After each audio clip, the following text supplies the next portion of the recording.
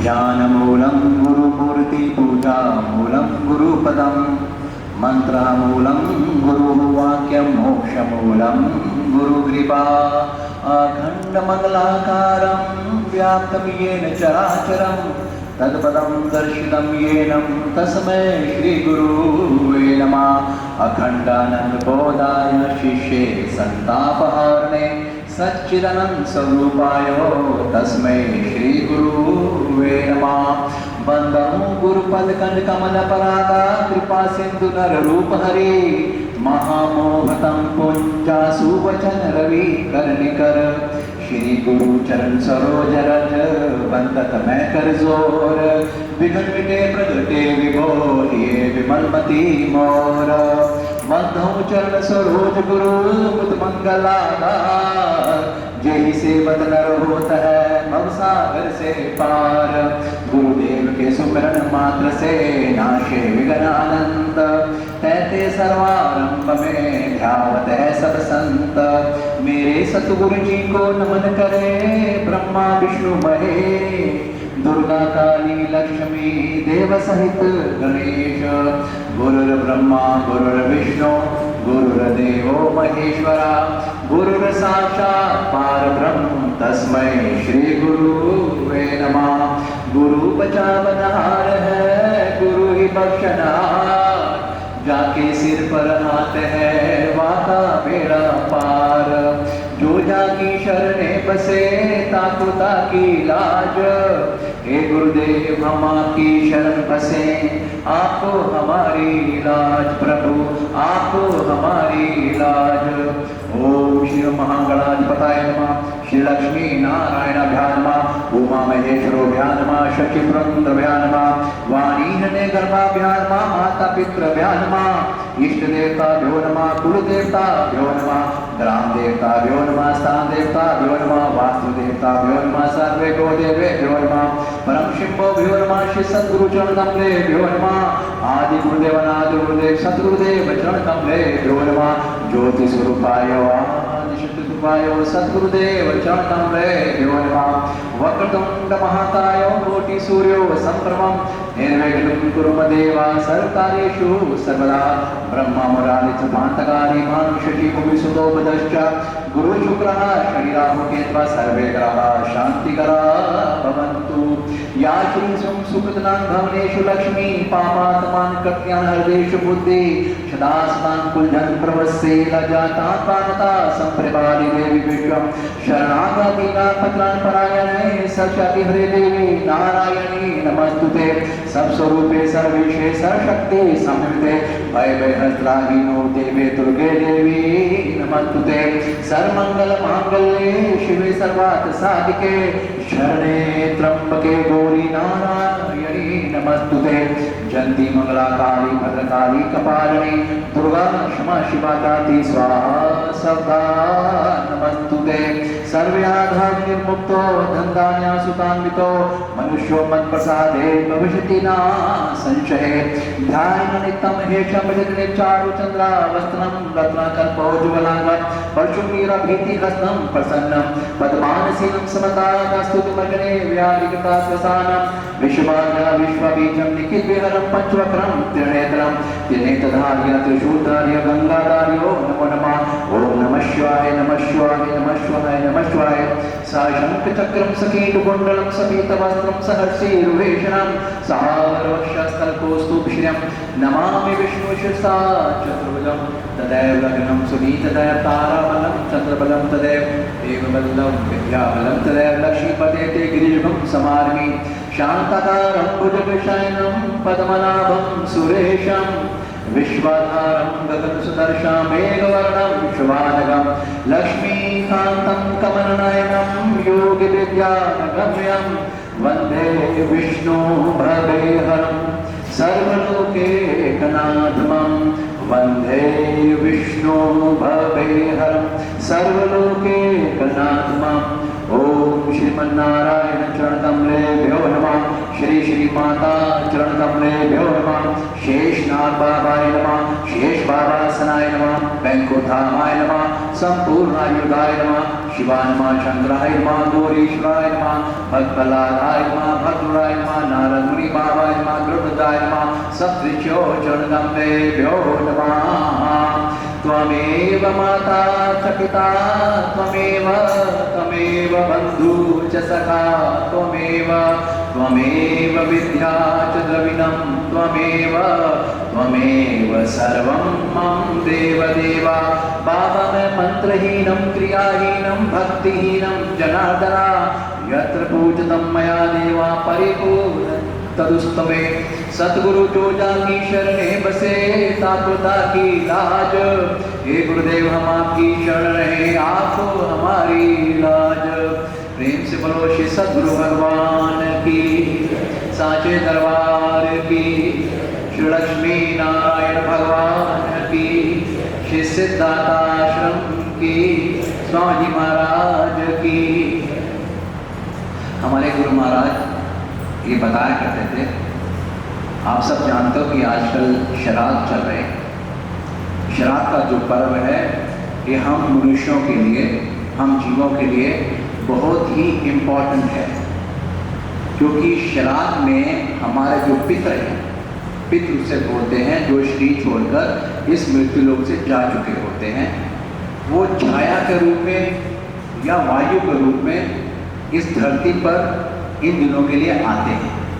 और वो अपने, हम जो उनके वंशज हैं इस धरती पे, हमारी क्रिया, हम जो क्या कर्म कर रहे हैं उनके लिए, भगवान के लिए, साधु संतों के लिए उसको खूब वाच करते हैं और उनके अंदर आशीर्वाद देने की ताकत बहुत होती है।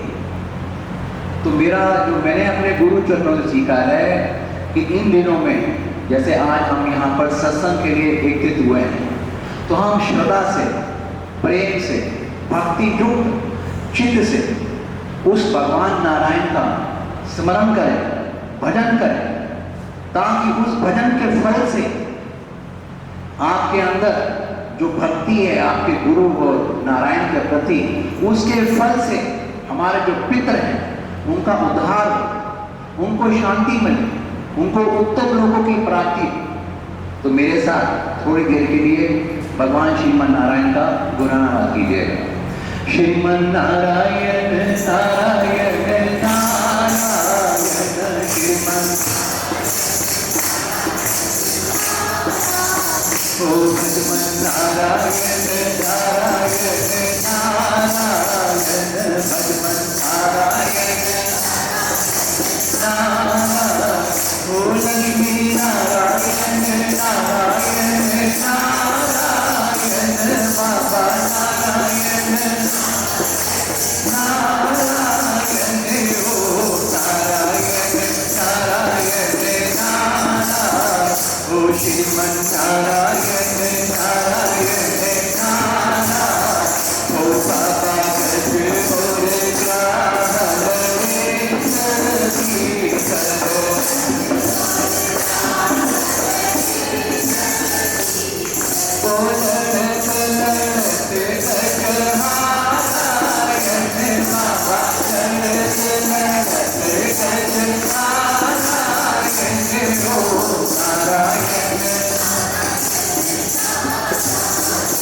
श्रीमन नारायण नारायण नारायण बाबा नारायण, ओ नारायण नारायण नारायण, ओ बाबा दिल भर सुंदर ऊपर दिल भर सुंदर, तो सब हरि नाम उजारायण बाबा, सब हरि नाम उजारायण, ओ नारायण नारायण नारायण, ओ श्रीमन नारायण नारायण नारायण बाबा,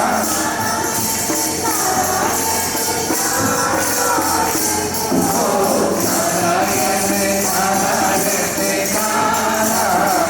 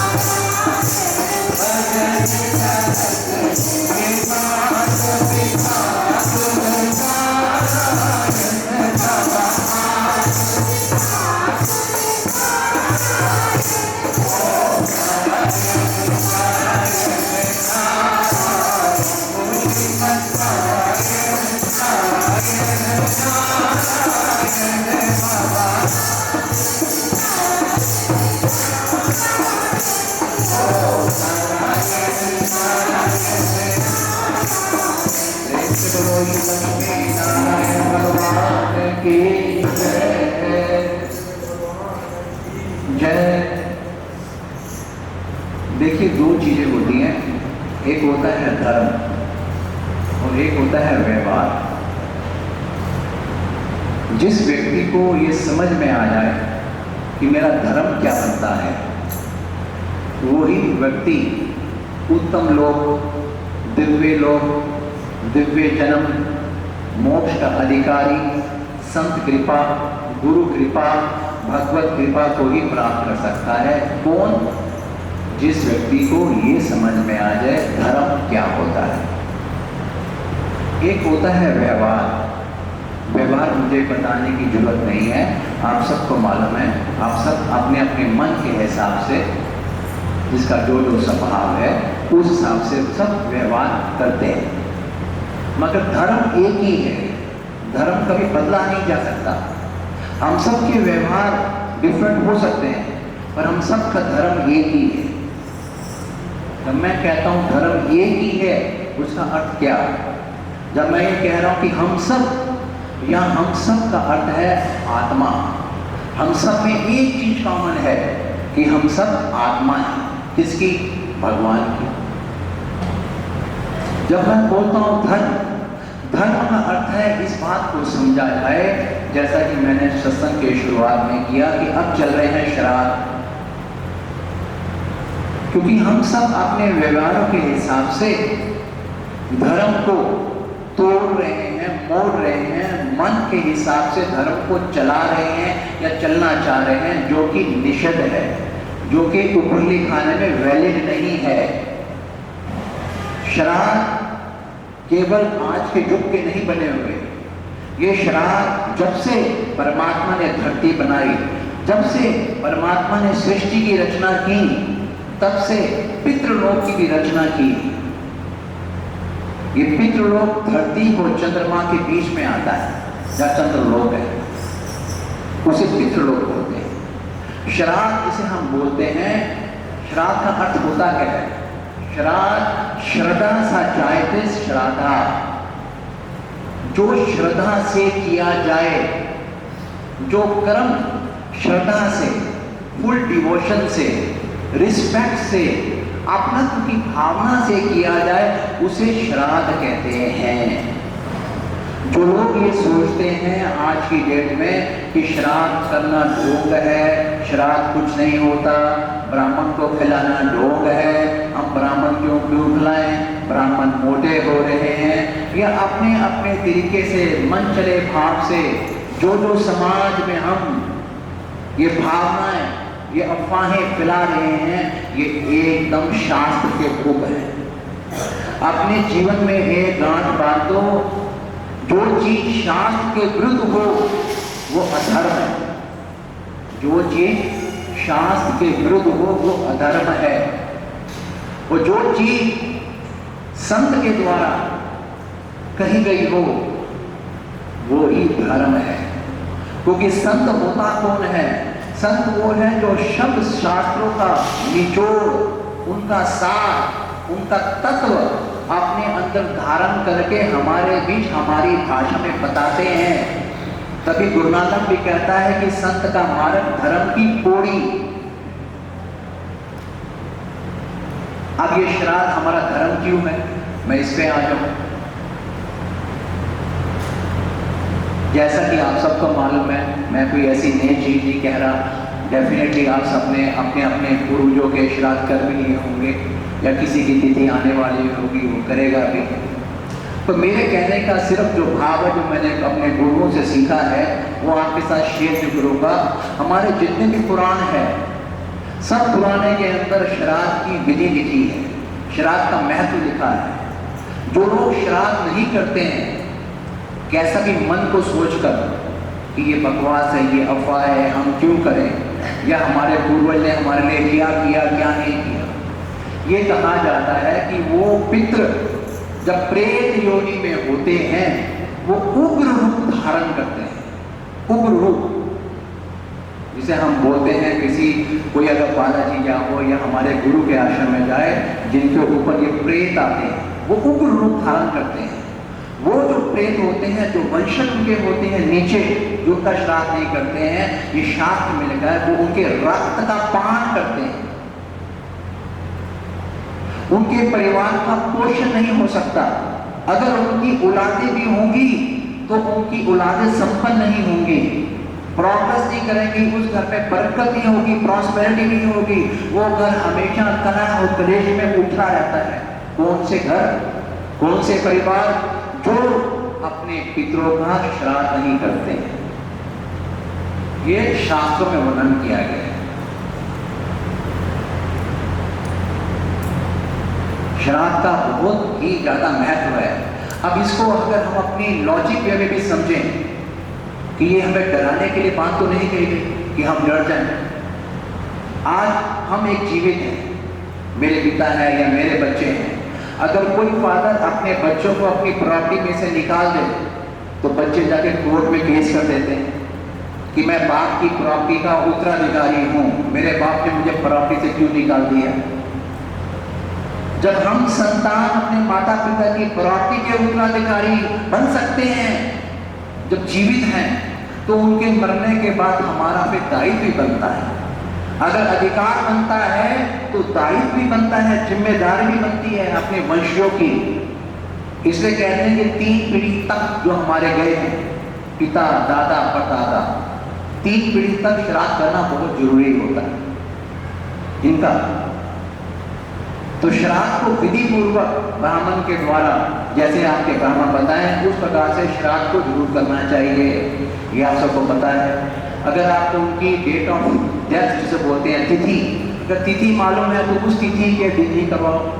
अगर तिथि नहीं मालूम हो तो अमावस्या वाले दिन, जिसे सर्वपितृ अमावस्या कहते हैं, उस दिन उनका श्राद्ध जरूर करो। मगर श्राद्ध को ये समझ के मत करो, ये मेरी रिक्वेस्ट है कि मेरे पे बोझ है, मेरे पे डर है, ये नहीं। जिस प्रकार से हम आने वाले नवरात्रों को दुर्गा की स्तुति करेंगे, मां को मानेंगे आशीर्वाद लेने के लिए, ठीक उसी प्रकार से पितरों को भी उसी प्रकार पूजो।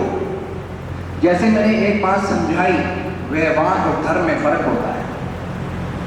आपका रहते रहते अगर अपने आपके माता पिता के साथ व्यवहार किसी कारण ठीक नहीं था, आप व्यवहार मत देखो, आप अपना धर्म देखो।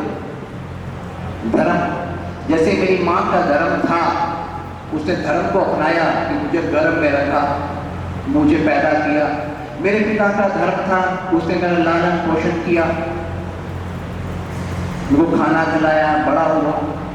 पैदा होते तो हम बड़े नहीं हुए, 20-25 साल में जाके बाद तो हमने पैसा कमाना शुरू किया। तो 20 साल का तो ऋण होगा सबके ऊपर। पढ़ाया, लिखाया, पाला, माने, दूध पिलाया, सब किया हमने। उसने जब धर्म निभाया तो हमारा भी धर्म है, वो धर्म को पहचानो। व्यवहार के कारण अपने माता पिता के साथ अपने संबंध को मत तोड़ो। व्यवहार एक डिफरेंट चीज है। रामायण में राम को देखा है आपने, राम ने कभी भी कहीं का तिरस्कार नहीं किया, उसने धर्म की पालन की। धर्म के कारण पिता के वचनों का मान रखने के लिए उन्होंने अपना सुख भोग दिया, सुख को छोड़ दिया। किया नहीं किया? इससे प्रत्यक्ष शिक्षा क्या मिली कि भगवान राम जो एक पुत्र की पदवी पे हैं, केवल उन्होंने सुना कि मेरे पिता ने मेरी माता को वचन दिए हैं, पिता ने माता को वचन दिए हैं, केवल उसने सुना, उसने कहा मेरे पिता का सर नीचे नहीं होना चाहिए।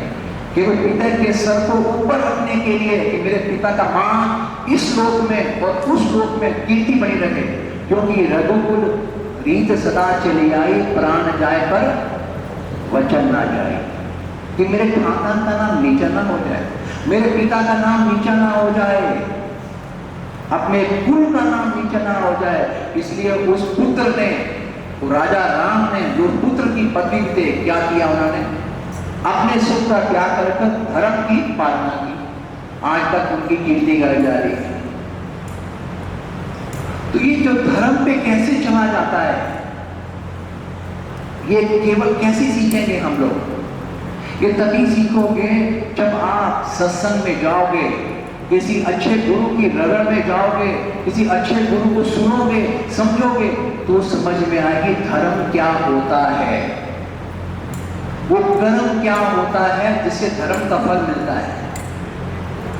कर्म हम सब कर रहे हैं, पर उस कर्म का फल कितना है इतना है, इतना है, इतना है, इस लोक तक है, परलोक तक है, कहां तक है, या अक्षयफल है, ये हम सब कुछ समझ नहीं पाते। कि जब तक आप लोग कर्म धर्म के लिए नहीं करोगे, फिर मैं कह रहा हूं, जब तक हम कर्म सब कर रहे हो, जब तक कर्म धर्म के लिए नहीं करोगे, तब तक हमारा पुण्य कर्म नहीं फलेगा, पुण्य कर्म नहीं फलेगा। हम जो चाहते हैं, हम सब चाहते हैं क्या कि मुझे बहुत सुख मिले, क्या मुझे बहुत यश मिले, क्या मुझे भगवान का बहुत आशीर्वाद मिले, ये हम सब चाहते हैं। कोई नहीं चाहता मैं नरक में जाऊं, मैं हमेशा दुखी रहूं, मैं हमेशा कलेश में रहूं। कोई चाहता है? कोई नहीं। जब हम सब ये चाहते हैं कि मैं भगवान के आनंद में रहूं, गुरु की कृपा मुझ पर हमेशा बरसती रहे, तो वो तब होगी जब धर्म बुद्धि हमारे अंदर जागृत होगी। इसीलिए शास्त्रों का पढ़ना बहुत जरूरी है। शास्त्रों को हम पढ़ नहीं पाते, इसीलिए है कि आज की समय के अंदर एक सतगुरु की शरण में जाओ, क्योंकि गुरु के मुख से जो वचन भी निकल जाएंगे वो ही शास्त्र है। गुरु के पास रहोगे, उसकी आप हाव भाव दिखोगे, आपके अंदर चेंज आना शुरू हो जाएगा, आपकी वृत्ति बदल जाएगी, आपकी मन की वृत्ति बदलेगी, आपकी बुद्धि की प्रवृत्ति बदलेगी। क्यों? क्योंकि हम सब मनुष्य, अगर गीता का आप 16वां अध्याय पढ़ोगे, उसे भगवान श्री कृष्ण अर्जुन को समझा रहे हैं कि अर्जुन सुन, दो प्रकार के लोग होते हैं वृत्ति वाले, एक दैवी वृत्ति वाले और एक आसुरी वृत्ति वाले। एक वो लोग जिनकी देवताओं जैसी सोच होती है, उनका अंतःकरण देवताओं जैसा होता है। जैसे आप भाषा में हम कहते हैं ये बहुत महात्मा आदमी है, किसी के लिए हम कहते हैं ये बहुत दुष्ट आदमी है। आदमी वही है, पर हम ये संज्ञा देते हैं, क्यों? उसके व्यवहार को देख के, उसे कर्म को देख के हम बोलते हैं। तो कृष्ण भी समझा रहे हैं क्या कि दैवी गुण वाले व्यक्ति कौन है और आसुरी व्यक्ति वाले व्यक्ति कौन है। कहता है दैवी व्यक्ति वाला पुरुष कौन होगा। 16वां अध्याय गीता का आप पढ़ना, उसके अंदर लक्षण लिखे हैं, जो दूसरों को नुकसान ना पहुंचाता हो, धर्म पे चलने वाला हो, क्रोध, लोभ और काम इन तीनों से दूर रहता हो, इंद्रियों को अपने वश में करके चलता हो, भगवत भजन में लगा रहता हो, दूसरों को सुख देने की चेष्टा करता हो, अगर उसका कोई अपकार कर दे, अपमान कर दे, उस पर क्रोध ना होता हो। और आसुरी व्यक्ति वाले को किसी भी तरीके से कोई शास्त्र नहीं, कोई नियम नहीं, किसी भी तरीके से, जैसे हम इंग्लिश में बोलते हैं बाय हुक और क्रुक, उसको बेनिफिट होना चाहिए, भले किसी का नुकसान हो जाए, वो आसुरी व्यक्ति वाले लोग हैं। ऐसे बहुत लंबी लिस्ट है।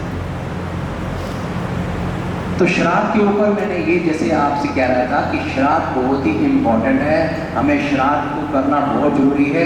अगर कोई व्यक्ति ऐसे यहाँ बैठे हो, किसी की अगर मनोवृत्ति ऐसी रहती हो कि शराब करने का क्या फायदा, कि हम शराब यहाँ खिलाते हैं और हमारे पितृ को हमें पता ही नहीं कौन सी योनि में है,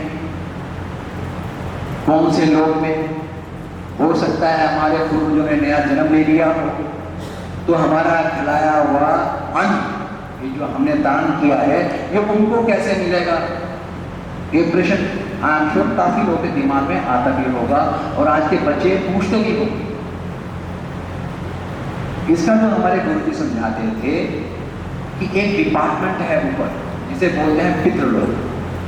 पहले तो भगवान ने क्या किया है, बहुत बढ़िया काम किया है कि उसने हमारी देवी को, जो देवी माँ है, उसके दो रूप हैं माँ के, एक है सवधा और एक है स्वाहा। स्वाहा और सवधा नाम की देवी वो है जो यहाँ का जब हम यज्ञ करते हैं, हवन करते हैं, तो स्वाहा नाम की देवी वो जो यज्ञ में आप आहुति देते हो उसका जो एसेंस है, सार है, वो उस देवताओं को पहुंचाती है। यज्ञ देवताओं के लिए किया जाता है। जब आप हवन करते हो उसमें लगते हो जैसे ओम इंद्राय स्वाहा, वो स्वाहा नाम की देवी, वो तत्व जो है वो इंद्रदेव को देती है। आपने बोला अग्नि स्वाहा, तो वो उस देवता को स्वाहा नाम की देवी पहुंचाती है। जब हम श्राद्ध करते हैं तो सवधा नाम की देवी होता है, वो जो ब्राह्मण है जब श्लोक बोलेगा तो उसमें सवधा नाम की देवी का उच्चारण करेगा। तो वो सवधा नाम की देवी उसी वक्त हमारे जो पंडित जो हमारा गोत्र बोलता है कि हमारा ये फला गोत्र है, ये उसका वंशज, ये अपने फला फलाता के लिए उसने निमित्त ब्राह्मण के निमित्त ये श्राद्ध को तर्पण किया है।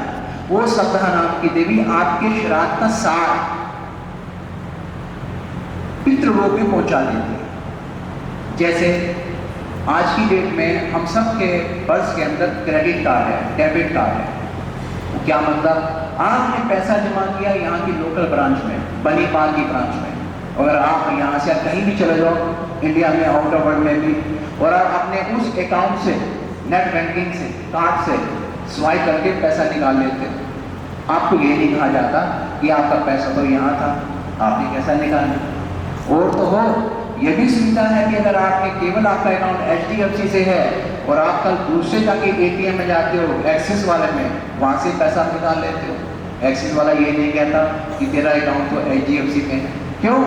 क्योंकि बैंक में है, name of the bank could be anything, bank में है, आपका पैसा है, आपको कहीं भी आप उसको विड्रॉ कर सकते हो।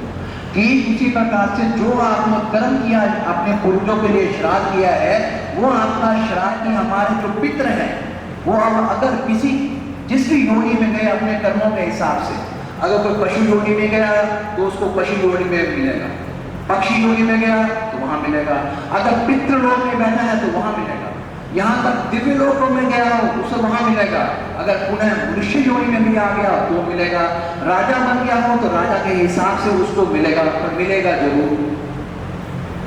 वो डिपार्टमेंट बहुत ही फास्ट है, वो इमीडिएटली डिलीवर करता है। क्योंकि अगर आपने गीता पढ़ी हो तो 10वें अध्याय में भगवान श्री कृष्ण जब विराट स्वरूप धारण करते हैं तो खुल्लम कहते हैं अर्जुन को, अर्जुन सुन, पितरों में मैं अर्म्या नामक पितृ हूं। भगवान श्री कृष्ण जो उस वक्त परमात्मा स्वरूप में है, नारायण स्वरूप में है, तो खुद कह रहे हैं, सुन अर्जुन, मैं पितरों में अर्म्या नामक पितृ हूं। जैसे बोला नक्षत्रों में मैं चंद्रमा हूं, हाथियों में मैं ऐरावत हूं, मुनियों में मैं कपिल हूं, ऋषियों में मैं वशिष्ठ हूं। ये कहा ना, पितरों में मैं अर्म्या नामक पितृ हूं। तो इसका मतलब साफ है कि पितृलोक है, आप समझ रहे हो? तो पितृलोक है, तो पितरों का हेड कौन है? स्वयं कौन? नारायण। और जब हम वो धर्म भूल जाते हैं, अपने संबंध भूल जाते हैं, अपने पूर्वजों के साथ है, तो इसीलिए हमारी जो ग्रोथ होनी चाहिए यहाँ पर, हमारे आगे जो बच्चों की ग्रोथ होनी चाहिए वो रुक जाती है। क्योंकि जब हम गद्दी की सेवा करते हैं, कभी कभार ऐसे कोई भक्त आते हैं जो गुरुजी हमारे बोल देते हैं कि इसके पितृ नाराज हैं, इसलिए उनका काम रुका होता है। और दूसरा, कई लोगों की कंसेप्ट ये है कि हमने गया में जाके श्राद्ध कर दिया है तो मेरे पितृ को तो मुक्ति मिल गई, मोक्ष मिल गई, तो अब मुझे श्राद्ध करने का क्या फायदा? ये भी गलत। गया में श्राद्ध करने का अपना महत्व है। गया, काशी, मथुरा, ये जो क्षेत्र बता रखे हैं, इनकी अपनी इंपॉर्टेंस है, मगर आपने इसका मतलब श्राद्ध ये समझ के किया कि आपने पिंड छुड़ा दिया। हम बोलते हैं पिंड छुड़ाना, पीछा छुड़ाना। पिंडदान का मतलब ये है पीछा छुड़ाना भाई। मतलब आप हृदय से उनके साथ ये सोच लो कि मैंने छोड़ा दिया। जो मैंने बोला श्राद्ध का मतलब, श्राद्ध श्रद्धा सा जायते, जो श्रद्धा से किया जाए वो श्राद्ध, प्रेम पूर्वक, श्रद्धा से, कि मैं अपने पितरों की आशीर्वाद से, दया से तुझे शरीर मिला, उन्हें लालन पालन पोषण किया, वो रिस्पेक्ट रहनी चाहिए, अपनत्व की भावना रहना चाहिए। और वो हमें आशीर्वाद हमेशा हमारे गुरु कहते हैं, जो शास्त्रों में लिखा है कि पितरों को आशीर्वाद देने की ताकत देवताओं से 100 गुनी ज्यादा होती है। पितरों, अगर आपके पितृ प्रसन्न हो गए आपसे, 100 गुना ज्यादा उनमें ताकत है और वो रैपिड रिस्पॉन्स करते हैं, क्योंकि उनका आपके साथ कनेक्शन है। कोई दादा है, परदादा है, ताया है, ताऊ है, नाना है, कोई भी हो। पर किसी देवता को प्रसन्न करने के लिए पता नहीं कितने साल, कितना समय चाहिए। कहने का अर्थ यही है कि धर्म पूर्वक कर्म श्राद्धों में अपने पूर्वजों को, अपने जो भी है वो अवश्य करना चाहिए। दूसरा, अब आ रहे हैं नवरात्रे दुर्गा माता के। I'm sure आप सब लोग देवी के भक्त हैं, उपभोग करते हैं। जो मैंने अपने गुरु से सीखा है, छोटे में समझाऊंगा कि नवरात्रि का अर्थ क्या होता है। ये हम सब जानते हैं, नवरात्रा मीन्स 9 रात्रि के रात। वो सबको मालूम है कि एक एक रात्रि माँ का नाम दिया गया है। ब्रह्मचारिणी है, शैलपुत्री है, चंद्रघंटा है, ऐसे माँ के दो रूप हैं। ये माँ तो एक उसमें आती है। उससे पहले मैं पीछे जाना चाहता हूँ। एक बात समझना जिंदगी के अंदर है, जैसे मैंने बोला धर्म, जैसे मैंने बोला हम सब यहाँ पर, हम सब में एक चीज कॉमन है, क्या? आत्मा। आत्मा का एक ही पिता है, कौन? नारायण, वो परमात्मा। उस परमात्मा, उसे हम नारायण कहते हैं, उनकी ही अर्धांगिनी, उनके ही वाम पक्ष से निकली है वो परमेश्वरी, वो शक्ति स्वरूपा, जिसे हम श्री श्री माता कहते हैं, जो 16 हाथ वाली, जिसे महालक्ष्मी भी कहते हैं। वो देवी भगवान ने अपने यहाँ से ही प्रकट की है, वो है मेन देवी। आगे उस देवी ने समय समय के हिसाब से, जैसे भगवान नारायण ने समय समय के हिसाब से अवतार लिए। हिरण्यकश्यप को मारने के लिए नरसिंह अवतार, कभी महारा का अवतार, कभी राम का अवतार, कभी कृष्ण का अवतार, कभी हैदरी का अवतार, कभी मत्स्य का अवतार। ऐसे ही उस शक्ति स्वरूपा परमेश्वरी ने, श्री माता ने अनंत रूप धारण किए। सबसे पहले उस माता ने 3 रूप धारण किए, महालक्ष्मी, महाकाली और महासरस्वती। उसमें से फिर उसने जोड़े बदले, काली, लक्ष्मी, सरस्वती, ब्रह्मा, विष्णु, महेश। आगे सृष्टि की रचना की। आगे फिर हर लोकालोक में उस देवी के रूप हैं। हम इस धरती पे हैं, हम इस धरती पे भी शक्ति स्वरूपा माता के रूप। हम अलग रूप माता की स्तुति अलग प्रकार से करते हैं, और करनी भी चाहिए, क्योंकि बिना शक्ति के हम लोग शव हैं। जैसे शिव के अंदर जो ई है, अगर ई को निकाल दोगे तो क्या बचेगा? शव। वो ई क्या है? शक्ति। आपने हर हर महादेव में देखा होगा कि जब वो सती देवी जब जल जाती है, उनका जो शरीर नाश हो जाता है, तो शिव उस पर शव के समान हो गए थे।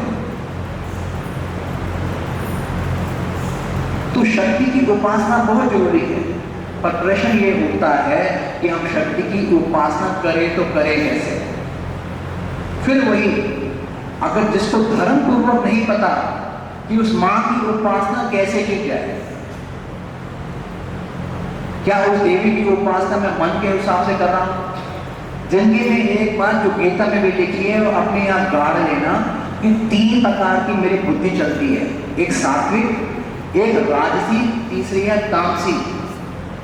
जो कर्म शास्त्र के हिसाब से किया जाता है वो है सात्विक बुद्धि,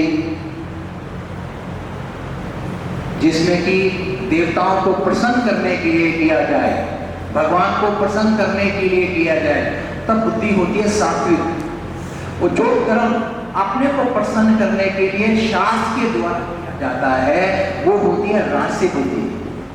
वो बुद्धि जिसमें दूसरे को नुकसान पहुंचाना हो या स्वयं को फायदा देना हो, मगर वो कुछ नहीं देखता शास्त्र क्या है, नियम क्या है या कुछ क्या है, वो केवल उसको प्राप्त करना चाहता है बाय हुक और क्रोक, उस व्यक्ति की बुद्धि होती है तामसी। और तीनों के फल हमें उसी प्रकार मिलते हैं। तामसिक कर्मों वाले जो मनुष्य होते हैं वो असुर योनि में जाते हैं, पिशाच योनि में जाते हैं, नीचे के लोक में उनकी गति होती है। उनको लगता है हमने यहाँ बहुत प्राप्त कर लिया तो कुछ क्षण के लिए, पर उनकी गति जो होती है वो बहुत ही उनको नुकसान करने वाली होती है। इसलिए कभी भी धर्म के लिए कोई कर्म करो तो ये सोच लेना कि ये शास्त्र पूर्वक है या नहीं। दुर्गा की उपासना राक्षस भी करते थे और देवता भी करते थे, पर दुर्गा का संहार, दुर्गा ने संहार किसका किया? महिषासुर का, चंडमुंड का, शुंभ निशुंभ का। भक्त वो भी थे, मगर वो देवी का भक्षण करना चाह रहे। तो आज समाज में जो भी अगर आप धर्म कर रहे हो तो प्लीज अपने विवेक द्वारा, शास्त्रों के द्वारा उसे पहचानो कि मेरा ये जो कर्म कर रहा हूँ क्या धर्म पूर्वक भी है या नहीं। ये जो दुर्गा के लिए मैं हवन कर रहा हूँ ये धर्म पूर्वक भी है या नहीं, या मनमानी कर रहा हूँ। जैसे शास्त्रों में कहीं नहीं लिखा कि दुर्गा के हवन में शराब पिलाओ या मांस खिलाओ, कहीं नहीं है। जो लोग देवी को इस प्रकार की उपासना करते हैं वो तामसी वाले लोग हैं, उनको फल भी तामसी मिलेगा और उनका भी फल भी वही होगा।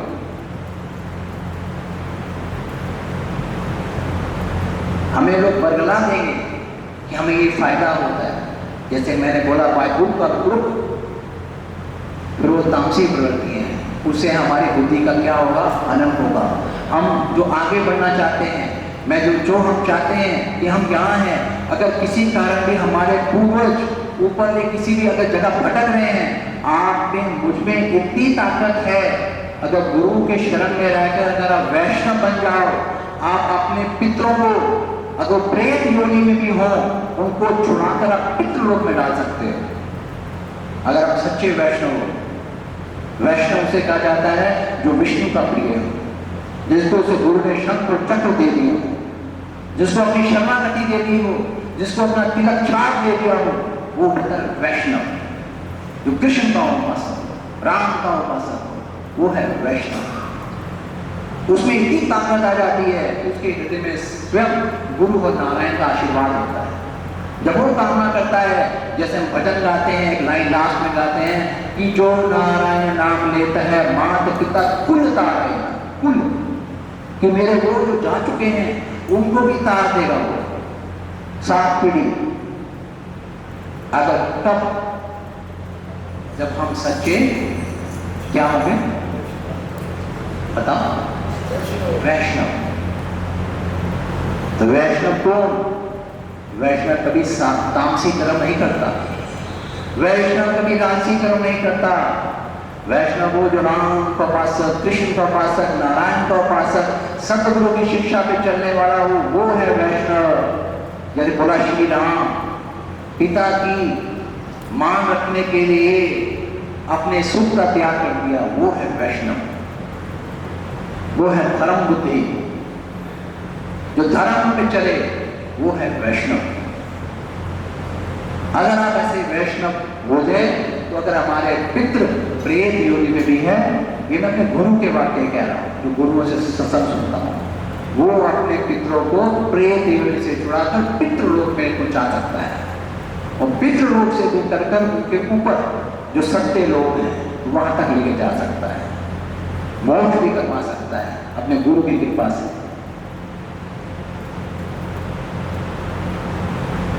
तो मेरी यही प्रार्थना है कि हम लोग शास्त्र के द्वारा धर्म पूर्वक जो कर्म है उसका चिंतन जरूर करें। केवल ये नहीं कि समाज में जो एक भ्रांति चल रही है, क्योंकि मैं तो देख रहा हूँ, मुझे भी अपने गुरु के चरणों में 40 साल हो गए, पर संसार में मैं भी रहता हूँ। संसार में धर्म बुद्धि बहुत क्षीण होती जा रही है। धर्म बुद्धि जो मतलब बुद्धि वो संत का मार्ग, शास्त्र पूर्वक जो गीता कहती है, जो रामायण कहती है, वो धर्म बुद्धि। सब लोग अपने अनुसार अपने तरीके से ही तोड़ मोड़ के अपने मतानुसार ही चीजों को चला रहे हैं। वो हमें अच्छे फल नहीं देगी, वो आपके साथ भी कर्म नहीं करवाएगी। उसकी निशानी भी हम अपने अंतःकरण में झांक के दे सकते हैं। जिन्हों के घर में कलह है, कलेश है, बरकत नहीं है, शांति नहीं है, परिवार खुश नहीं हो रहे, उनके वंशज, उनकी जनरेशन प्रोग्रेस नहीं कर पा रही, घर में किसी न किसी तरीके से तनाव है, झगड़े हैं, बच्चे पनप नहीं रहे हैं, तो ये समझ लेना कि वो आशीर्वाद की कमी है। अगर हम कर्मों के फल भी खाते हैं, ये सत्य है, तो कर्मों के फल भी कैसे खाएंगे हम? कर्म तभी तो करेंगे जब हमें पता होगा ये अच्छा कर्म कौन सा है। भाई एक आतंकवादी किसी को मारता है 100 लोगों को, वो 100 लोगों के मार के ये बोलता है कि मैंने जो है बहुत पुण्य कर्म किया है, जैसे मुसलमान लोग बोलते हैं हमने किया, हमें जिहाद मिलेगी। पर हमारे यहाँ पे क्या सिखाया जाता है कि परहित सरस धर्म नहीं पाई पर पीड़ा। अगर मैं किसी को पीड़ा दे रहा हूं तो वो पाप है, और वो दूसरे को हत्या कर रहा है तो उसके लिए पुण्य है। जो ऐसा सोच रहा है उसकी बुद्धि आसुरी बुद्धि है, राष्ट्रीय बुद्धि है। इंग्लिश में कहते हैं man is known by the company which he keeps. आपकी बुद्धि उसी प्रकार चलेगी जैसी आपकी संगत है। अगर आपकी संगत जिनके साथ उठते हो, बैठते हो, अगर वो खुद उनकी बुद्धि तामसी है तो आप भी तामसी करोगे। अगर आपके आसपास के लोगों के अंदर धर्म है, संत है, शास्त्र पढ़ते हैं, शास्त्रों का अध्ययन करते हैं, उन्हें पता है ये सही है, ये गलत है, ये धर्म है, तो आपके अंदर भी धर्म वाली बुद्धि जागृत होगी, पक्का होगी। इसलिए बहुत जरूरी है कि गुरु के आश्रम में जाते रहो, बहुत जरूरी है। गुरु का घर एक स्नान घर है, जहां पर जाकर हमारे अंदर के मैल धुल जाते हैं, हमारे पाप धुलते हैं, हमारी बुद्धियों का शुद्धिकरण होता है, मन का शुद्धिकरण होता है। हरि स्मरण, भगवान का जो भजन है वो गाने का दिल करता है, उसे श्रम चेत लगती है, ठोकर लगती है। जैसे आप कपड़े धोते हो, डंडा लेके मारते हो, कपड़े की मैल कैसे निकलती है। ठीक उसी प्रकार जब हम गुरु के पास जाते हैं, हमारे अंदर की बैठी हुई कई जगहों की मैल जो पाप बनकर हमारी बुद्धि कपट बुद्धि हो गई है, लालची बुद्धि हो गई है, होकर दुख वाली बुद्धि हो गई है, अपने हिसाब से हम मन को चला चला के कर्म कर रहे हैं, फल हम ही भोगेंगे। उस बुद्धि का शुद्धिकरण होता है। गुरु को इतना हल्का मत मानो। गुरु को ये मत सोचो कि ये केवल भविष्य बताने वाला है, ये मेरे काम करने वाला है, ये तो उसका 0.001% की क्वालिटी आपने देखी नहीं। अरे जी, गुरु तो वो है चलते फिरते जिसके हृदय में परमात्मा निवास करते हैं। देवी देवता आकाश में खड़े नमस्कार कर रहे होते हैं, उस सिद्धों का सिद्ध है गुरु। वो अपनी कृपा से हमारे पुत्रों को शांति देने वाला है। वो अपनी पे आ जाए तो आएगा तभी जब हम उस संत के, उस गुरु के बन जाएं। इसीलिए हम सब कर्मों का फल ही भोग रहे हैं। मेरी बात भले आप मानो या ना मानो, पर अपना जीवन ही खुद देख लो। अगर आप किसी तरह के कष्ट भोग रहे हो, उसकी निशानी मैं तो क्या, आपको कोई भी धर्म वाला, कोई भी ईसाई, मुसलमान, किसी भी देश का बोलेगा, कोई इंग्लिश में बोलेगा कार्मिक साइकिल, दूसरा व्यक्ति बोलेगा कर्मों का फल भोग रहे हैं। तो भाई मैं कर्मों का फल ना भोगूं, कौन चाहता है ना कर्मों का फल, बेकार का फल भोगूं। इसीलिए कर्म तो हम हर वक्त, इस वक्त भी कर्म कर रहे हैं, अभी भी कर्म कर रहे हैं। आप सुन रहे हो, आप संत की शरण में हो, मैं बोल रहा हूं, ये भी कर्म है। पर ये कर्म किसके लिए है? ये धर्म के लिए कर्म हो रहा है, वो ये कर्म लिखा जाता है। इस कर्म को देखने के लिए जब हमारे पूर्वज जो छाया रूप में आज यहाँ पर मौजूद है, किसी न किसी रूप में आपके साथ अटैच है, वो भी प्रसन्न होते हैं। तो इसीलिए हम भी विधि पूर्वक, श्राद्ध पूर्वक अपने घर में श्राद्ध करें। केवल श्राद्ध उसी दिन नहीं करें जिस दिन श्राद्ध है।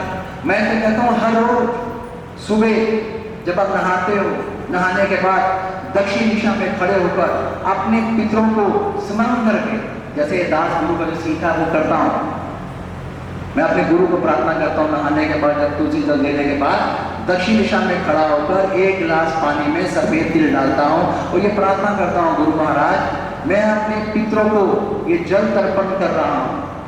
मेरी प्रार्थना है कि जो भी मेरे पितर हैं उनको आप आत्मा को शांति देना, उत्तम लोगों की प्राप्ति हो, इनको सद्गति मिले। फिर मैं अपने पितरों को आकाश में ये सोच कर कि मेरे पितर यहाँ पर विराजमान है, ये महसूस करके उनको बोलता हूँ कि मैं आपका वंशज, जो मेरा नाम है, जो मेरे वंशज गए, मेरे पिताजी, दादाजी, दादी जी, परदादाजी, परदादी जी, ताया जी, ताई जी, उनके बच्चे, भूले बिसरे पितर, मेरे नाम के साइड, उन सब का नाम उच्चारण करके, नाम नहीं याद के इतना ही बोल के, जो मेरे हैं पितर, मैं आपके चरणों में प्रार्थना करता हूँ, मैं आपका वंशज, आपको ये जल तर्पण कर रहा हूँ, कृपा करके जल स्वीकार करें श्रद्धा से। यूं जल देते हैं, यहां से जाना चाहिए ऐसे। ओम पितृदेवेभ्यो नमः, ओम पितृलोकाय नमः। भाव से ये महसूस करके मेरे पितृ जो है वो जल को स्वीकार कर रहे हैं।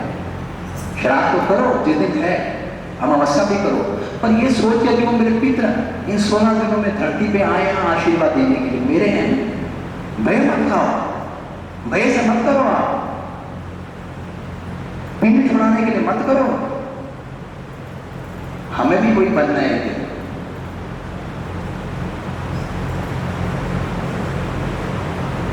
इसे धर्म पूर्वक बुद्धि से, जब धर्म पूर्वक बुद्धि जागेगी तो श्रद्धा जागेगी। श्रद्धा कुछ नहीं, भगवान का ही अंश है श्रद्धा। विश्वास कुछ नहीं, भगवान स्वयं विश्वास के रूप में आके बैठ जाता है। तो कर्म अच्छा बनेगा, बनेगा नहीं बनेगा, आप बताओ। गया 1 गिलास पानी, क्या हमारे पास 2 मिनट नहीं है? समझती नहीं है। उनका कर्जा है। भागवत कथा आप सबने पढ़ी है, 3 ऋण जब तक कहते हैं भागवत में, शुक्र मणि ने कहा परीक्षित को, जब तक ये जीव 3 ऋण से मुक्त नहीं होता तब तक इसे मुक्ति नहीं मिलती। 3 ऋण कौन से हैं? मातृ ऋण, देव ऋण और ऋषि ऋण। मातृ मतलब मातृ पितृ दोनों, पितृ ऋण, देव ऋण और ऋषि ऋण। ये 3 ऋणों से जब तक हम मुक्त नहीं होते तब तक हमें मुक्ति नहीं मिलती। ये हम सब पर 3 कर्जा है। माँ ने पैदा किया, बाप ने पाला, एक कर्जा है। उसका ऋण से कैसे मुक्त होगे? जब तक वो जीवित है उनकी सेवा करो। व्यवहार अलग है, धर्म बुद्धि अलग है। पृथ्वी का अपमान मत करो। आपके जो माँ बाप हैं, व्यवहार से आप गुस्सा खा सकते हो, मगर उनकी पत्नी जो है उसका अपमान नहीं करो। जैसे राम ने कटाई का अपमान नहीं किया, पति का अपमान किया, आपने धर्म का अपमान किया। आपके अंदर सहनशीलता चाहिए।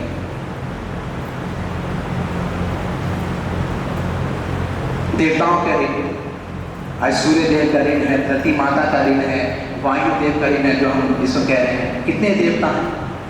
जो देवताओं के ऋण कैसे होते हैं? जो हम देवताओं की उपासनाएं करते हैं उसे देव ऋण चुकता है। ऋषि ऋण, जो हम साधु संतों के शरण में जाते हैं, उनके वचनों का मान सीखते हैं, उन्हीं के वचनों को आगे हम प्रस्तुत करते हैं, वो ऋषि ऋण है, उससे उतरता है। जब तक ये 3 ऋण से मुक्ति नहीं होती, भले आप इतना भजन करो, आप पार नहीं पा पाओगे। तो गुरु को पता होता है। गुरु जब किसी शिष्य को पकड़ता है मुझे सब पता होता है, मेरे पर पिछले जन्म में कौन कौन से ऋण हैं, कौन कौन से मेरे पूर्वज के ऋण हैं, या कौन से मेरे पुराने कुल देवता हैं, देवियां हैं जो मुझसे रुष्ट थी, या जिसकी उपासना मैंने कंप्लीट नहीं की, वो पूरी ट्रांजेक्शन कंप्लीट करवाता है। किन के साथ मेरे लेन देन थे, गुरु वो लेन देन चुकवाता है। क्योंकि अगर मैं पीछे से मुझे कोई बांध दे रस्सियों से और मैं हाथ की तरफ आगे चलना चाहूँ तो नहीं जा पाऊंगा, क्योंकि पीछे से मैं बंधन में हूं।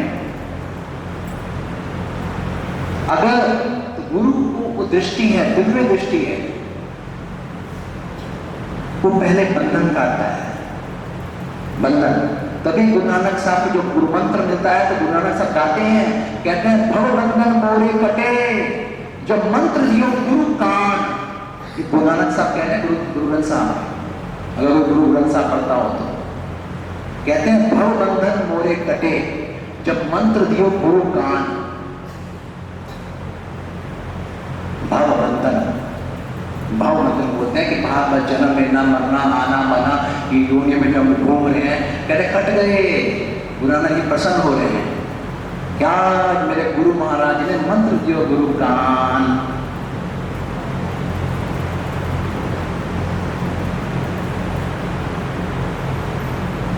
ये गुरु नानक जी कहते हैं ग्रंथ साहब में, किसी ने पूछा धर्म क्या है, कहते हैं संत का मार्ग धर्म की पौड़ी।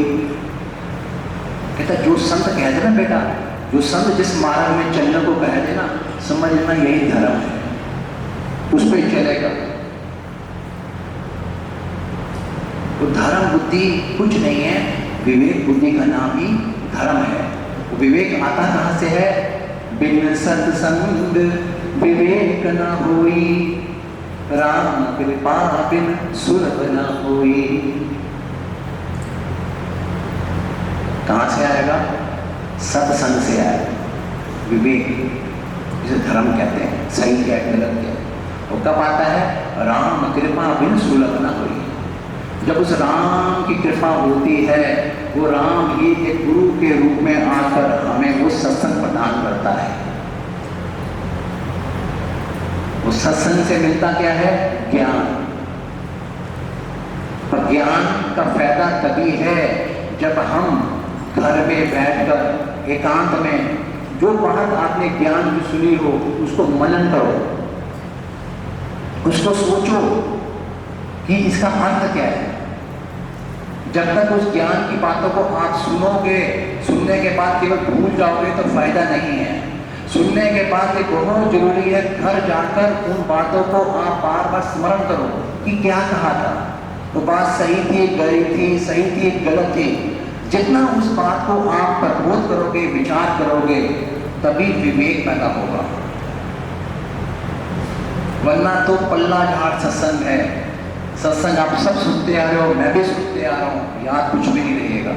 याद फिर वही रहेगा जिसको हमें याद रखना है। क्या याद रखना है? जो मेरे मन का हिसाब है, जैसा जैसा हम सबका मन का व्यवहार है, उस हिसाब से हम याद रखते हैं। जिसका मन सात्विक है, जिसका मन तामसी है, जिसका मन राजसी है, वो उसी प्रकार से बातों को ग्रहण करेगा।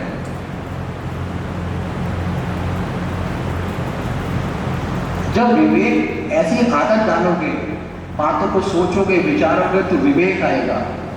जब विवेक आएगा तो विवेक के बाद ही वैराग्य बुद्धि आएगी। वैराग्य बुद्धि से बोलते हैं कि जो अभी हम इतने रागों में फंसे पड़े हैं। राग का मतलब क्या? जिस चीज के बिना हम रह नहीं पाते। ये भाई साहब ये तो मेरा ही मकान है, भाई साहब मैं ही धनवान हूँ, नहीं भाई साहब मैं गरीब हूँ, नहीं भाई साहब ये मेरा है, लेकिन मैं ये हूँ, मैं तो इस बिना रह नहीं सकता। रागों में फंसे हुए हैं। विवेक आता है तो बुद्धि में परिवर्तन होता है। वो बुद्धि में फिर ये आता है कि जो है इसका ठाकुर का है, उसने बख्शा है, मेरा था गया, उसकी कृपा का लेने देने हैं। ये परिवार, मैं भी किसी का बच्चा था, आज मेरे बच्चे, मैं भी किसी का पोता था, आज मेरे पोते। तो उसकी बुद्धि में वैराग्य आता है। ये मकान का क्या मोह, मैं कौन सा लेके आया था, मेरी साथ छोड़ गई, दादी साथ छोड़ गई, मैं भी छोड़ के जाऊंगा। मोह त्यागने की वृत्ति का नाम ही रागों से मुक्त होना है, वो वैराग्य है। वैराग्य उसे नहीं कहा था कि घर बाहर छोड़ छाड़ के जंगल में लूटी और लंगोटी और माला लेके बैठ जाओ, उसे वैराग्य नहीं कहते। घर पे रहो, संसार में रहो, समाज में रहो, वैसे ही रहो, मगर आपका मन सन्यासी हो जाए, मन आपका सन्यासी हो जाए। आपके मन के ऊपर 24 घंटे तलवार लटकती रहती है, ज्ञान रूपी तलवार की, कि मेरा मुझ में कुछ नहीं, जो कुछ है गुरु तेरा, तेरा तुझको सौंप कर क्या लागे है मेरा। उसकी वृत्ति में ये चलता है। मेरा तो ये शरीर भी नहीं है, मेरा होता तो शरीर मेरी आज्ञा मानता, बूढ़ा मत हो, ये शरीर भी मेरा नहीं है। जब मैं इस शरीर में बैठा हूं और ये शरीर मेरी आज्ञा नहीं मानता, तो मैं किस प्रकार से दूसरे शरीरों को कंट्रोल कर सकता हूं? किस प्रकार से मैं अपनी पत्नी, बाल बच्चे सबको कंट्रोल करूं जब मेरा शरीर मेरे कंट्रोल में नहीं? मेरे शरीर का अंदर बैठा हुआ मन जब मेरे कंट्रोल में नहीं है, तो मैं किस प्रकार से मूर्खता पूर्वक दूसरे के शरीर में बैठे हुए उनके मन को कंट्रोल करने की कोशिश कर रहा हूं? यही तो मूर्खता है। जब विवेक आता है तो ये ज्ञान भी आ जाता है कि सबकी बुद्धि अपने अपने हिसाब से चल रही है, तो वैराग्य आएगा उसको, वो अटकेगा नहीं। जब वैराग्य गति आएगी, वो समझेगा कि ये सब जो मैं दृश्य देख रहा हूं ये मायाकृत दृश्य हैं। माया उसे बोलते हैं जिसकी जो नाश होने वाली है। आज हम यहाँ जो बैठे हैं, ये दृश्य कब तक है? ये क्या जो जिस हॉल में बैठे हैं, क्या ये हॉल 100 साल से था? क्या ये जमीन 100 साल से ऐसी थी? कोई 100 साल वाला बोलेगा ये जंगल था, 50 साल बाद क्या होगा, 100 साल बाद क्या होगा? तो हम जो भी दृश्य देख रहे हैं, सब माया वाले दृश्य हैं जिसका नाश है। जिसका नाश नहीं है वो एक ही है, वो है परमात्मा नारायण, और उसकी तरफ चलने का नाम भी भक्ति है।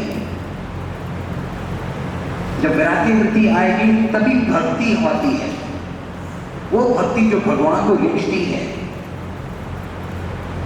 जिससे प्रसन्न होता है। कहते हैं कृष्ण कृष्ण सब कहे, राजा रंग और जोर, पर बिन प्रेम रीझे नहीं वो नागर नंद किशोर। वो भगवान, सब कोई भी नास्तिक नहीं है, सब भगवान को अपने अपने हिसाब से याद कर रहे हैं, मगर भगवान उसके पास जाता है जो उसे प्रेम से रिश्ता है। प्रेम का मतलब जिसके हृदय में केवल भगवान के अलावा कोई कामना नहीं होती, कोई इच्छा नहीं होती, केवल उसे भगवान की इच्छा होती है, जिसे संसार की हर चीज से ज्यादा, ये संसार का जो धन है, संपदा है, कोठी, बंगला, घोड़ा, गाड़ी, यश, इससे कहीं गुना ज्यादा उसका आकर्षण हृदय भगवान की तरफ रहता है। मेरा भगवान सबसे ज्यादा सुंदर है, सबसे ज्यादा धनवान है, सबसे ज्यादा शक्तिशाली है, ये मेरे भगवान है। भगवान की बनाई हुई चीजें ये जो हम देख रहे हैं, ये सब भगवान की बनाई हुई माया है। उसे वैराग्य आएगा, प्रभु तेरा तो बनाया हुआ है। भगवान जहाँ रहते हैं वैकुंठ धाम में, गीता में खुल्लम लिखा है, ना तत भासते सूर्यो ना शशांका। भगवान कह रहे हैं मेरे लोक में ये सूर्य नहीं है, ये चंद्रमा भी नहीं है, उस वैकुंठ धाम में उसकी स्वयं की ज्योति है। वहां आनंद ही आनंद है, आनंद ही आनंद है। इसलिए जो भगवान की शरण में होते हैं उनके पास एक चीज होती है, वो होता है आनंद। इसलिए हम जब गुरु के पास जाते हैं तो हम कितने ही परेशान क्या हो, पर हम परेशान, हमारी शांत हो जाती है। क्यों? क्योंकि तत्ती वाम न लाग ही, जब सतगुरु राखे आप जी। जितनी भी तत्ती वहां है, तत्ती वहां मतलब ये जो काम क्रोध हम लोग जो तड़प रहे हैं, रोक रहे हैं, हम सबके अंदर डिप्रेशन है, फ्रस्ट्रेशन है। क्यों? हमारी इच्छाएं पूरी नहीं हो रही, मेरे हिसाब से नहीं हो रहा, इसे बोलते हैं तत्ती वाव। गुरु में कहते तत्ती वाव ना लागे, तो ये सब रोग शोक संताप भय डर बिछड़ने का मरने का ये नहीं है, ये सब शांत हो जाते हैं। कब? जब सतगुरु राखे आप जी। जब सतगुरु जी हमें रख लेते हैं अपने आप से, तो हमारे अंदर की ये सब जो है ना शोक भाग जाता है। उस नारायण के नाम में अमृत है।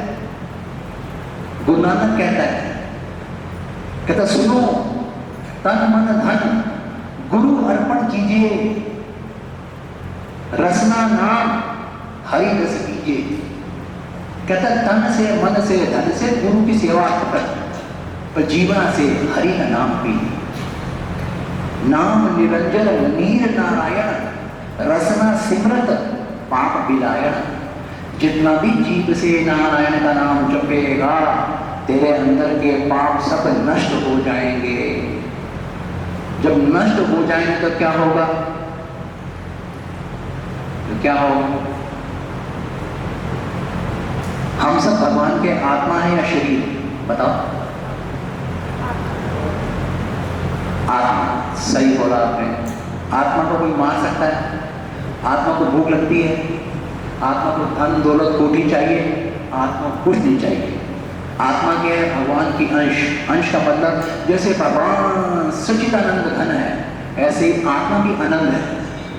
भगवान अविनाशी है तो आत्मा भी अविनाशी है। मगर हमारे अंदर वो आत्मा बैठी है पर उसका आनंद हम ले नहीं पा रहे। क्यों? क्योंकि इस आत्मा के ऊपर इतने बड़े बड़े परकोटे हैं। काम, क्रोध, मद, मोह, लोभ, राग, द्वेष, तामसी प्रवृत्ति, आसुरी शक्ति इतनी व्याप्त है उस आत्मा के ऊपर। ये बेचारी आत्मा आनंद भी नहीं ले पाती। इस केवल सतगुरु की शरण में आके ही ये जो ऊपर बैठे हैं आत्मा के ऊपर वो उसकी सफाई करता है, उनको दूर भगाता है। जब कंकड़ नेड़ ना बही जब रसना हरि गुण गाऊं जी। जो हमारे गुरु बाबा कहते थे तुक भंजन तेरा नाम जी, तुक भंजन तेरा नाम जी। कहते हैं जब कंकड़ नेड़े ना बही तब जब रसना हरि गुण गाऊं जी। नहीं आएंगे ये यम, ये यमराज, ये दुख, ये शोक, ये संताप, ये आपको टेंशनें नहीं नजदीक आएंगे। तब जब रसना हरि गुण गाऊं जी।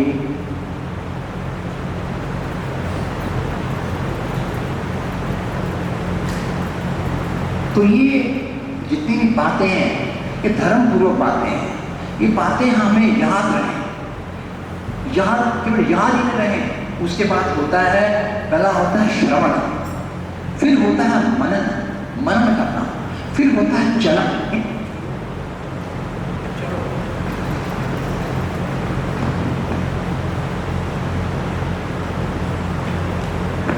हेलो, इन पे चलो। जब हम चलेंगे चलने का नाम ही है कर्म। वो कर्म का फल ही क्या है? फल। कर्म का प्रतिरूप है फल, जिसे हम सब चाहते हैं। अरे जो चाहते हो तो प्राप्त करो ना। अरे फल तो वो हो जो खत्म ही ना हो। उस फल को लेके क्या करें? जो 5 साल बाद अमीरी आए फिर गरीबी आ जाए, किसको अच्छी लगती है वो अमीरी? किसी को अच्छी लगती है ऐसी अमीरी कि 5 साल आप अमीर हुए फिर गरीब हो जाए, 2 साल यश मिले फिर आपको अब यश मिले? कोई ऐसा फल नहीं चाहता हो।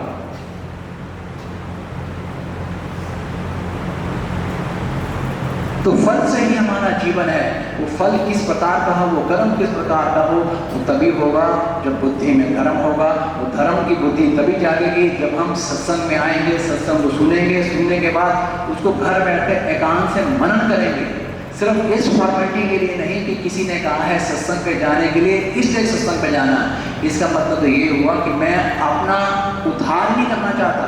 गीता में साक्षात परमात्मा ने कहा है कि अर्जुन, ये जीव खुद ही आत्मा का उत्थान करता है और ये खुद ही आत्मा का पतन करता है। कहा नहीं कहा ऐसा? क्यों बिना जी? कहा नहीं।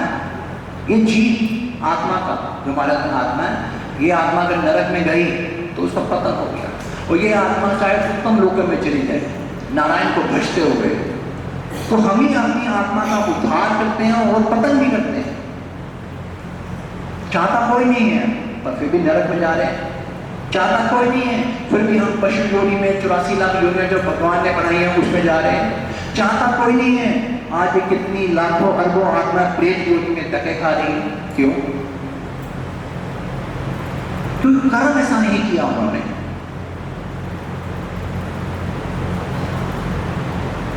मोक्ष किसी किसी को मिलता है, भगवत भक्ति किसी किसी को मिलती है। ये उसकी शुरुआत है। ये जो हम यहाँ बैठे हैं वैष्णव हमारी संप्रदाय वैष्णव संप्रदाय है, श्री संप्रदाय है। हमारा आश्रम का नाम है श्री सिद्धार्थ आश्रम। रामानुज संप्रदाय है हमारी। हमारे गुरु ने स्वयं का कोई धर्म नहीं है, हमारा जो आश्रम है ये श्री सिद्धार्थ आश्रम नाम है इसका, और ये संप्रदाय जो है रामानुज स्वामी जी की संप्रदाय है। हमारी संप्रदाय जो है लक्ष्मी माता की संप्रदाय है। ऊपर लिखा है श्री श्री नमः लक्ष्मी नाम समारंभा नाट्य मुनि मध्यमान अस्मदाचार्य परंपरा तस्मै वंदे गुरु परंपरा। ये गुरुओं की संप्रदाय है। जब से वो लक्ष्मी माता ने सप्त ऋषि बनाए, सनत संदन संकाली सनातन ऋषि बनाए, नारद मुनि बनाए, तब से ये परंपरा चलती आ रही है। ये वो संस्था है, उन गुरुओं के साथ हमारा बंधन है। इसलिए वो जो गुरु जो कहें वो करो, तभी हमारा उद्धार होगा। तो आत्मा और कॉन्शियस में कुछ भाई क्या अंतर है, क्या फर्क है? तो can you please explain to us? Okay, thank you. बहुत अच्छा प्रश्न है ये। हम सब कहते हैं, आम भाषा में यूज करते हैं, इसकी कॉन्शियस हो गई है। Thank you, it's a very nice question. देखिए, सत्संग सुनने का मतलब तभी है जब ऐसे प्रश्न पूछे जाएं। मैं भी आज जैसे आप हो वैसे ही मैं भी गुरु का शिष्य ही। मैं भी ऐसे अपने गुरु महाराज जी से, गोविंद भाई से, हमारे स्वामी जी से, हमारी गुरु माँ से, मेरे को शुरू से जिज्ञासा रही है सत्संग के क्वेश्चन पूछने की। मेरा शुरू से ही एक गुरु के पास एक संस्कार रहा, जिज्ञासा। ये बहुत अच्छा प्रश्न है कि वो जिसे हम बोलते हैं कि चित्त, कॉन्शियस कुछ नहीं है, चित्त वृत्तियां जो बोलते हैं कॉन्शियस जाग रहा है। आत्मा, जैसे मैंने बोला, आत्मा का विषय क्या है वो एक डिफरेंट है, पर इनका जो प्रश्न है कि ये कॉन्शियस, इस कॉन्शियस को कैसे जगाया जाए। हम सबकी कॉन्शियस हो गई है। कॉन्शियस कुछ नहीं है, बेसिकली जितनी भी बातें मैंने की है शुरू से ही, जैसे मैंने बोला कि धर्म और व्यवहार क्या है, जैसे मैंने एग्जांपल दिया कि राम भगवान जो है वो पुत्र की पदवी पे है। उन्होंने केवल सुना, उनको मैसेज पहुंचा, केवल उन्होंने सुना कि मेरी माता कई ने मेरे पिता से 2 वचन लिए थे, वो वचन ये थे, अब मेरे पिता अपने मुख से नहीं कह पा रहे हैं, केवल सुना। राम की कॉन्शियस बहुत ब्राइट थी। बिन माँ को बोले हुए, बिना माँ से क्रॉस क्वेश्चन किए हुए, बिना पिता से क्रॉस क्वेश्चन किए हुए उन्होंने बोला, बस माँ इतनी छोटी सी बात और आप इतना वो करके बैठे हो, कोई बात नहीं माता, आपने तो मुझे कितना भला किया है, आपने कितना उपकार किया है। क्या भगवान आपकी कॉन्शियस देखो कितनी ब्राइट है, कितनी ब्राइट है। वो कह रहे हैं आपने मेरा कितना भला किया है कि मैं जंगल में जाऊंगा, साधु सन्यासियों के दर्शन करूंगा, 14 वर्ष रह के मैं संतों के पास रहूंगा। मेरी माँ कितनी मेरे पे दयालु है। और आज की जगह पे हम हो, हमारी कॉन्शियस कैसे होगी? हम लड़ेंगे, माँ को शायद अपशब्द भी कहेंगे, झगड़ा भी कर डालेंगे। कॉन्शियस उसकी ब्राइट होती है जिसके अंदर धर्म बुद्धि आएगी, जिसके अंदर शास्त्रों वाली बुद्धि आएगी, ये सत्य है, उसी की कॉन्शियस जागेगी। कॉन्शियस कुछ नहीं, कॉन्शियस धर्म का ही रूप है। अगर आप रामायण देखो, जब भगवान राम माता शबरी के पास जाते हैं, जब शबरी उनको सब उनकी अपना यथापूर्वक पूजा करती है, चरण धोती है, जब शबरी कहती है भगवान राम को कि प्रभु, जब उनको मैसेज दे देती है अपने गुरु का कि आपको हनुमान मिलेंगे, ऐसे वैसे है, तो एक चीज मांगती है शबरी भगवान से, कहते मेरे गुरु महाराज जी ने कहा था कि जब भगवान राम आए तो उनसे नवधा भक्ति का ज्ञान लेना। ये शबरी बोलती है राम से। तो राम जी एक बात, सुंदर बात बताते हैं, मुझे बहुत अच्छी लगती है। कहते शबरी सुन, जो भक्ति मैंने अपने गुरुओं से सुनी वो मैं तुझे कहता हूँ, मैं चित्त से कहता हूँ, तू चित्त से सुनना। ये शब्द यूज करते हैं, मैं चित्त मींस कॉन्शियस। और कॉन्शियस की जो बात होगी ना वो एक सटीक होगी, पत्थर की लकीर होगी। जिसकी कॉन्शियस जितनी ब्राइट है उसकी वाणी में सत्यता होगी, उसकी प्रार्थना भगवान अवश्य सुनेगा। जिसकी कॉन्शियस ब्राइट होगी अवश्य सुनेगा भगवान, उसका गुरु।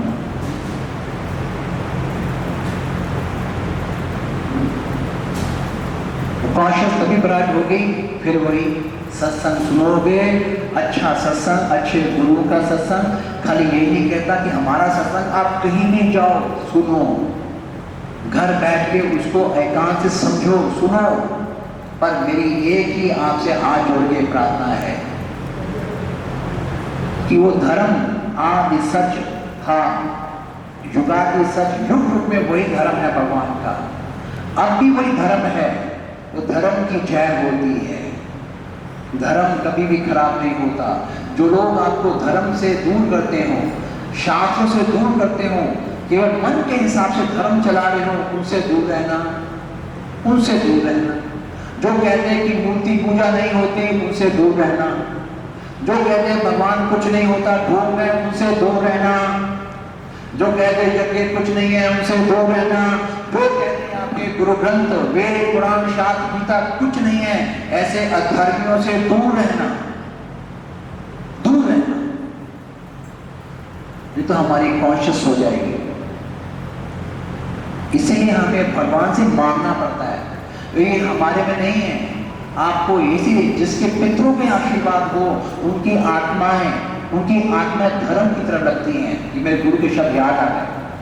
कहते थे जिसके पित्र नाराज हो, उसके 4 प्रकार का नुकसान करते हैं उसके पित्र। पहला, धर्म की हानि हो जाएगी उस घर में।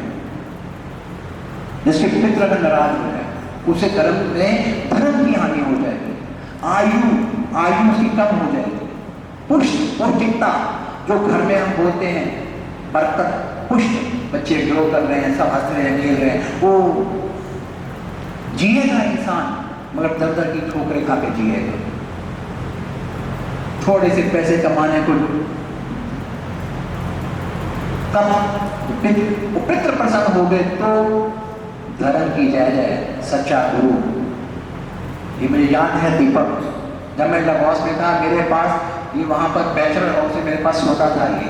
इसने हमारे गुरु के दर्शन नहीं किए थे, पर ये हमेशा मुझसे गुरु जी की बातें सुनता, ये दीपक। और उसको गुरु जी के दर्शन होते थे नाइजीरिया में, इस लड़के। जब ये यहाँ पर आश्रम में पहुंचा, हमारे गुरु ने उनके परिवार को एक ही बात की, कहते हैं तुम्हारे दादा तुम्हारे दिन वो मतलब एक महात्मा रूप में हो गया था, उसकी आत्मा उस रूप में थी, वो मेरे से संपर्क में रहता था।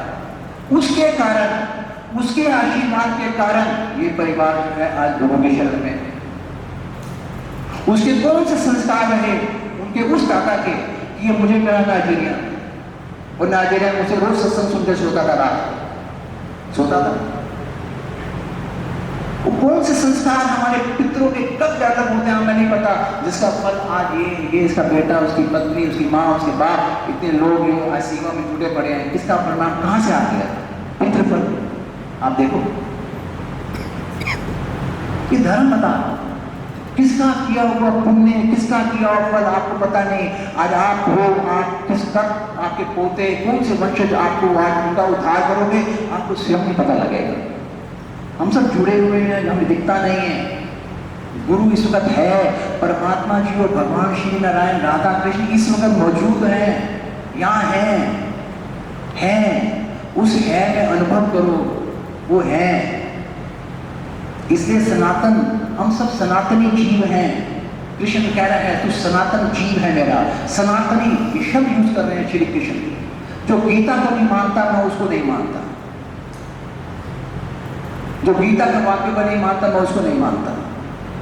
भगवान ने गीता में खुला लिखा है तू मेरा सनातनी अंश है। ममे वांशो जीव लोके जीव बोलते सनातना, श्री कृष्ण कह रहे हैं। और जो उसको ना माने उसको आप उससे दूर हो। ये मांगना पड़ेगा संतों से, गुरुओं से कि हमें सद्बुद्धि का दान दे, हमें धर्म बुद्धि का दान दे, ताकि मेरे पे वो कर्म हो जो धर्म के लिए चल सकूं। जय गुरुदेव।